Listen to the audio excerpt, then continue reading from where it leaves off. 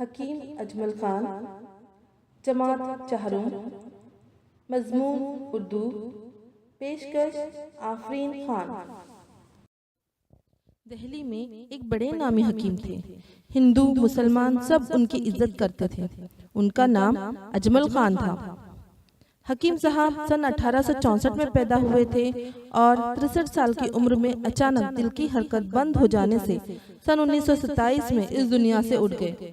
अगर आपको हकीम साहब का थोड़ा सा भी हाल बताया जाए तो पूरी किताब बन जाएगी। इसलिए उनके बारे में सिर्फ 2-4 बातें बताते हैं। एक जमाने तक लोग हकीम साहब को सिर्फ एक अच्छा हकीम मानते थे। उनके मुकाबले का हिंदुस्तान में कोई हकीम ना था। नवाबों राजाओं से महाना हजारों की रकमें बंधी हुई थी। उनके दिल्ली से बाहर जाने की रोजाना 1000 रुपये फीस मुकर्रर थी। आप समझते होंगे कि इतना बड़ा तबीब सिर्फ अमीरों ही का इलाज करता होगा, गरीबों को इससे क्या फायदा पहुंचता होगा। लेकिन ऐसी बात नहीं है।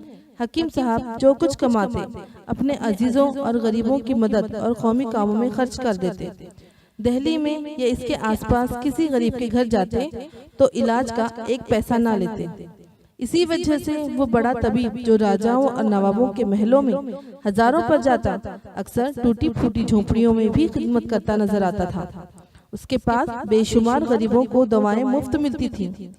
जाड़ा, गर्मी, बरसात, हर मौसम में सुबह ठीक 6 बजे हकीम साहब घर से निकल आते और बहुत से मरीजों को देखते। कभी कभी उनकी गैर जरूरी बातें भी सुनते, मगर पेशानी पर बल न लाते। उनके इस आम दरबार में छोटे बड़े का फर्क न था।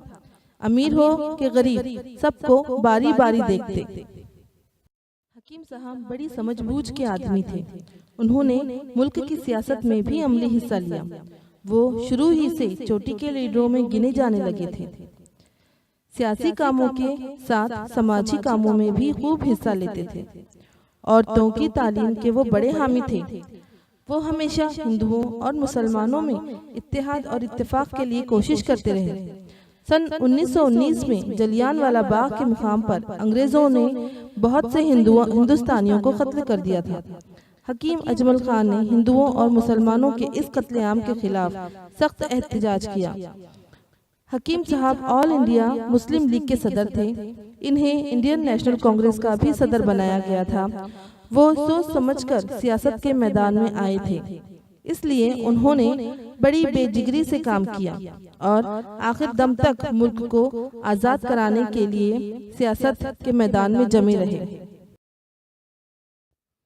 हकीम साहब लोगों की खिदमत ही को सबसे बड़ा काम समझते थे और खिदमत के मौके को कभी हाथ से न जाने देते। एक मर्तबा दिल्ली में कोई वबाई मर्ज फैला। इस मर्ज में खानदान के खानदान साफ हो गए। घर घर मातम था, कोई किसी की खबर लेने वाला न था। दिल्ली पर ऐसी आफत आई कि अच्छे अच्छों के औसान खता हो गए। ऐसे नाजुक वक्त में भी हकीम साहब लॉरियों में दवाइयां बांटते फिरते थे। उनको अपनी जान की कुछ परवाह न थी। उन्होंने दिल्ली का यूनानी और आयुर्वेदिक तिब्बी कॉलेज कायम किया और इसे खूब तरक्की दी। इस कॉलेज को अपना दवाखाना भी दे डाला, जिसका सालाना मुनाफा लाखों रुपये था।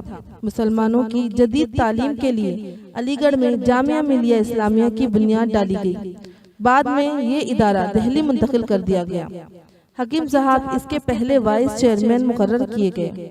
आखिरी जमाने में वो अपना ज्यादा वक्त जामिया मिलिया इस्लामिया के कामों में लगाते थे। इससे उनको बहुत उम्मीदें थी। आगे चलकर उनकी उम्मीदें पूरी हुई और आज जामिया मिलिया इस्लामिया मुसलमानों का एक बड़ा इदारा बन गया है। ऐसे लोग रोज रोज पैदा नहीं होते। आज हकीम साहब नहीं हैं, लेकिन उनकी याद लोगों के दिलों में जिंदा है।